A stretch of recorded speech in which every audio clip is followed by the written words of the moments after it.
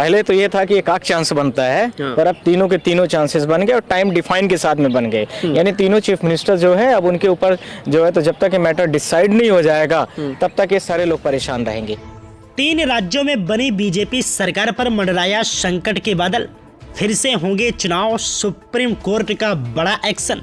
दरअसल आपको बता दें, 3 राज्यों में बीजेपी को प्रचंड बहुमत मिलने के बाद बीजेपी ने सरकार भी बना लिया और मध्य प्रदेश, छत्तीसगढ़ में सीएम शपथ होने के साथ ही आज राजस्थान में भी भजनलाल शर्मा को सीएम पद की शपथ दिलाई गई और अब से बीजेपी तीनों राज्यों के सत्ता पर काबिज हो गई। लेकिन ये सब हो जाने के बावजूद भी ईवीएम पर उठता सवाल खत्म होने का नाम ही नहीं ले रहा है और लगातार बीजेपी पर आरोप प्रत्यारोप का दौर भी जारी है।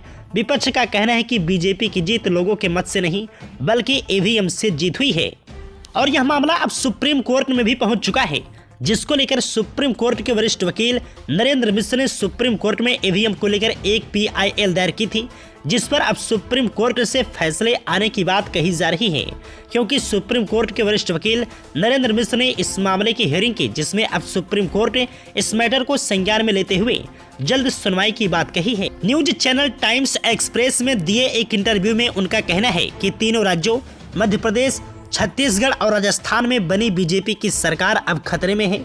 आगे क्या कहा है सुप्रीम कोर्ट के वरिष्ठ वकील नरेंद्र मिश्र ने, आइए आपको सुनवाते हैं। अभी तीनों चांसेस बन गए अब। पहले तो ये था कि एक आध चांस बनता है, पर अब तीनों के तीनों चांसेस बन गए और टाइम डिफाइन के साथ में बन गए। यानी तीनों चीफ मिनिस्टर जो है अब उनके ऊपर जो है, तो जब तक ये मैटर डिसाइड नहीं हो जाएगा तब तक ये सारे लोग परेशान रहेंगे। कानूनी चीजें जो है उन्होंने फुलफिल नहीं किया है, तो इलेक्शन कमीशन ने जो नहीं किया है तो वो सारी चीजें आ गई हैं और सुप्रीम कोर्ट ने इसलिए डायरेक्शन भी दे दिया है। तो अब ये नहीं रह गया कि केस जो है तो स्ट्रांग नहीं है, केस में स्ट्रांगनेस है, केस में सारी लिबर्टीज है और केस में ये भी डिफाइन किया कि इतने टाइम के साथ में आप इसको उसको 1 महीने के अंदर हाँ उसको डिसाइड करिए, तो आज सरकार बर्खास्त हो सकती है।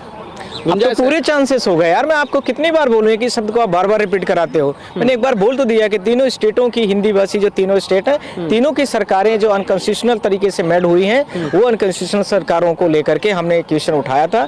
हमारे क्वेश्चनों में, हमारे पिटीशन में जो चीजें थी, ऑनरेबल जस्टिस खन्ना ने उसको उसमें डायरेक्शन के साथ में उसको डायरेक्शन करके भेज दिया है।